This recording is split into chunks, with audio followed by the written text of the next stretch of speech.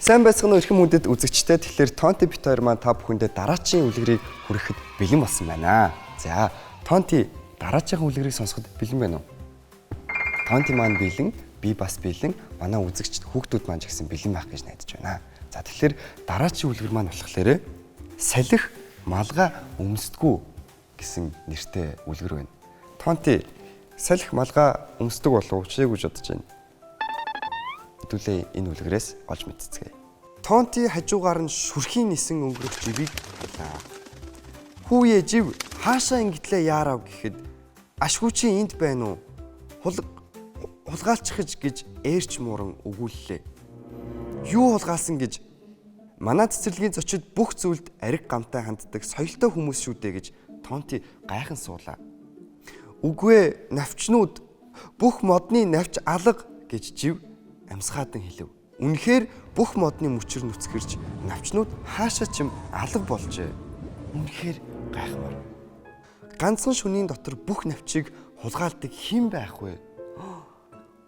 Дээр сарыг хулгайлаад цөөрөмд унгаачихсныг санаж гин үү? Тэтэл байхаас зайлахгүй нь гэж Тонти хэллээ. Ингээд Тонти нууц мөрдлөг хийхээр төлөвлөв. Нууц мөрдлөг. Эхлээд мөр хайхаар шийдлээ. Цэцэрлэгт хүрээлэн бүтэн тойроод мод ургамал өвс шороо бүхнийг нэг бүрчлэн үзээд мөр ердөө олсонгүй. Жив тэр лав нисдэг байх гэж хэлсэн тул модны оройгоор мөр хайж үзлээ. Бас л юу ч олдсонгүй. Миу тун хурц нүдтэй тул навчийг хулгаалсан амьтны үс хувцснаас нь унсан утас зэргийг хайсан ч юу ч олдсонгүй. Найзууд бүр аргаа бараад ойр хавийн камеруудыг шүүж үзэхээр болов. Нэрээ тийш тэ камерыг шүүж үзэх юм бол камер дээр хулгайч зайлшгүй байж ах хэвээр тийм ээ. Яг зөв аргыг олсон байна шүү дээ. Камерын бичлэгт нар шингэхэд модод цаглагар мөчрөө дааж ядан байснаа өглөө нар мандахад бүх навчин алга болсон нь тов тод бичигджээ. Ойролцох барилгын харуул их л гайхсан янзтайгаар ярваагаад энэч мэрэгжлийн ажил байж дээ. Камер дүртөөгүй. Уул мөргөөг бодоход их л туршлагатай бололтой гэж хэллээ. Найзуудын мөрдлөг ингээд мухардлаа. Дөрвөн найз сандал дээр сууж хэн бүх навчийг авч явсан тухай бодол болов. Нар шингэхэд бүх навч байсан харин нар гарахад алга болсон. Тэгэхэр харанхуй хулгаалсан гэж юм болов уу гэж Ваах хэллээ. Харанхуй үргэлж болдог. Хулгайлах байсан бол аль эрт хулгайлчих байсан. Тэгэхэр биш байх гэж Тонти ницаалаа. Гинэтхэн хүчтэй салхитэгдэж Тонтигийн малгайг хийсгэн авч цогтлаа.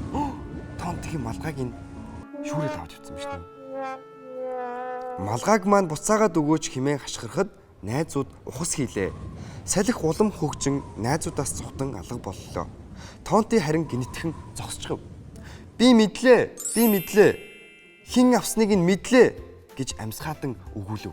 Угаасаа чиний малгайг салхил булаалаа штэ. Сая бүгд харсан гэж Миу уцаарлав. Үгүй ээ, навчийг хин авч явсныг олжглоо.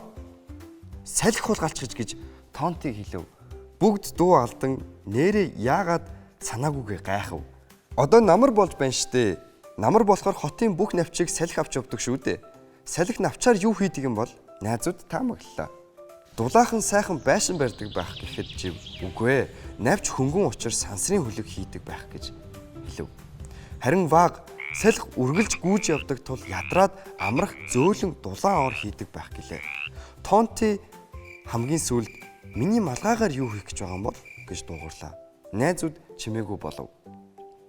Салхи малгай өмсдөг гэж юу?